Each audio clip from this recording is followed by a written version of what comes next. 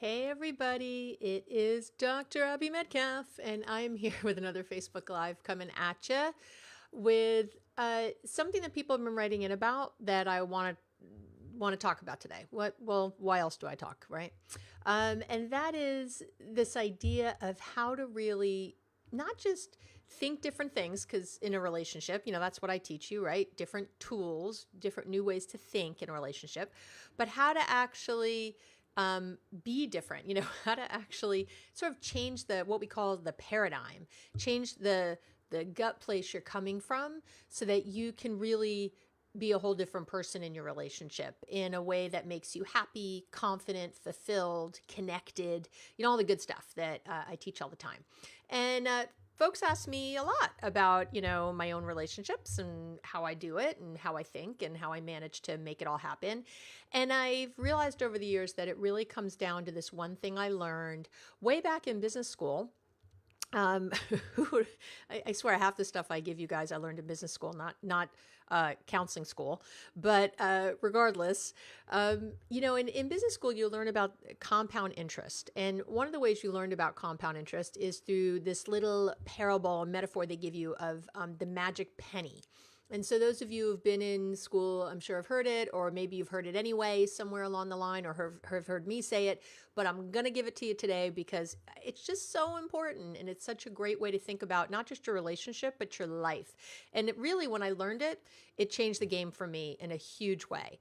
So really what it is this. There's this idea that if you were offered $3 million, $3 million, or a magic penny that would double in value every day for 31 days, which should you choose? The magic penny or the 3 million? Now, let's say you and your best friend both get this offer and you decide to pick the magic penny because you feel like you should.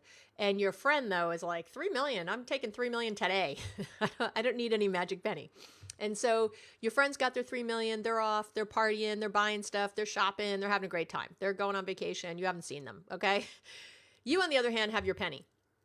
This magic penny that's going to double in value every day for 31 days. Day 1, you got a cent. Day 2, you have 2 cents. Day 3, you have 4. And then 8 cents, and then 16 cents, and then 32 cents, right? And then, 64 cents, right? You see, we're falling asleep listening to this, aren't you?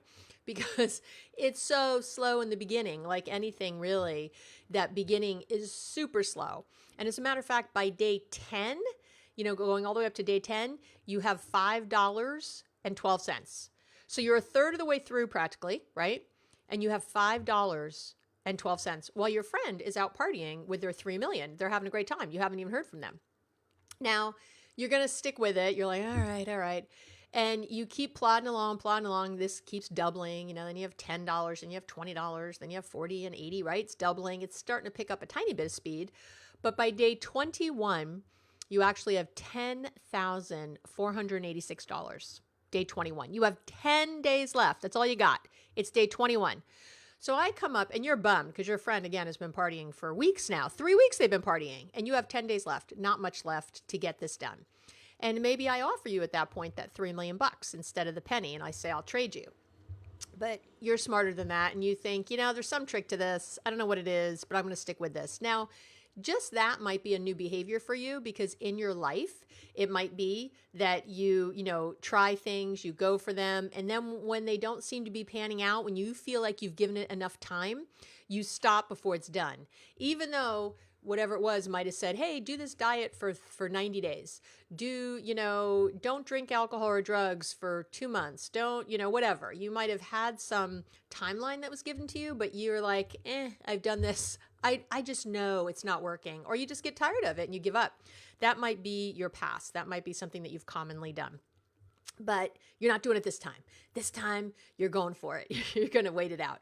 And you're going to be very happy you did because the momentum really starts to kick in at this point. And, that 10,000 becomes 20, 40, 80, right? These thousands are really 160,000, right? It starts to really double.